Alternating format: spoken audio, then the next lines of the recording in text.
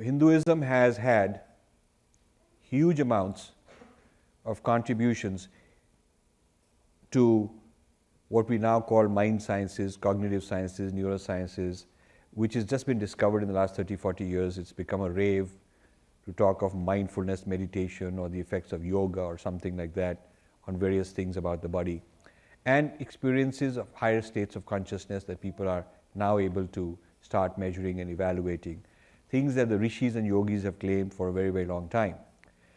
So this particular area is very cutting edge.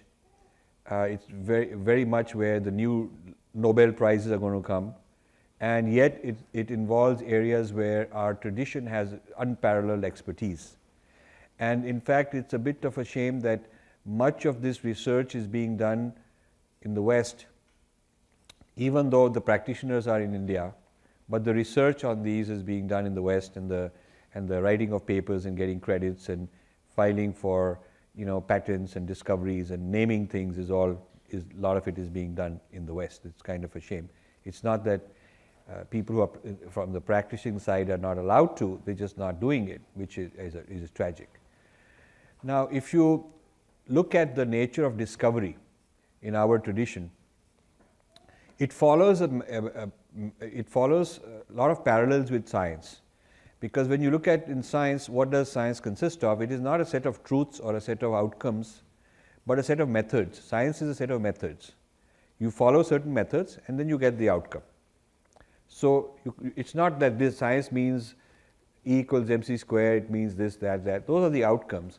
But the methodology is that it has to be empirically based, so you should be able to verify it. Yeah? It should be reproducible. So if somebody has done an experiment, then others should be able to replicate it. It should be independently verifiable. So people who have no vested interest should be able to verify it, and so on.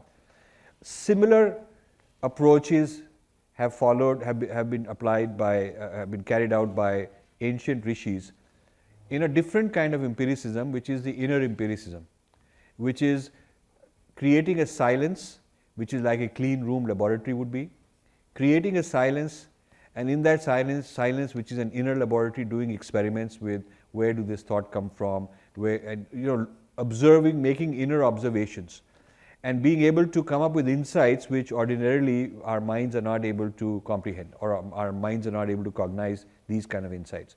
So rishis have had some phenomenal insights without the benefit of external instrumentation. So the West certainly has pioneered and done very well in what we call instrumentation of the external kind. And Indians have done very well in a kind of an internal instrumentation also, that could be thought of as an instrumentation, the mind being an instrument which can be developed, can be cleaned and turned into a system of observation.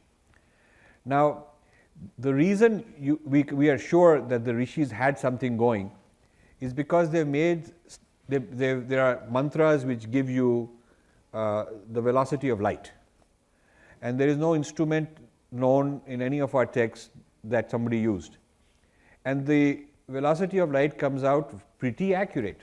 It is not as accurate as today's instruments will tell you, but pretty accurate.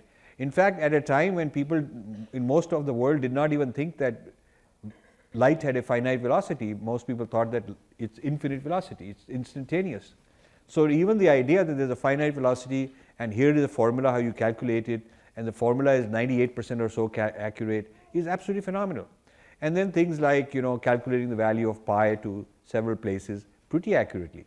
You go on and you find a number of observations which are validated, but these observations came out through a kind of an inner intuition in a state of consciousness which others replicated, because rishis replicated what other rishis had discovered. So there is this kind of a peer review equivalent, that somebody says that a certain meditation or a certain practice gets you some experience, then others can be taught that. It is not that you have to be a specially chosen prophet from God, none of them were, but it's a human potential that every human has. So somebody can discover it, and others can learn, and they can also try it. So this idea of an empirical approach, although this being an inner empiricism, we call it Adhyatma Vidya, and being able to replicate it, being able to demonstrate it with independent people is very similar to some of the qualities of science.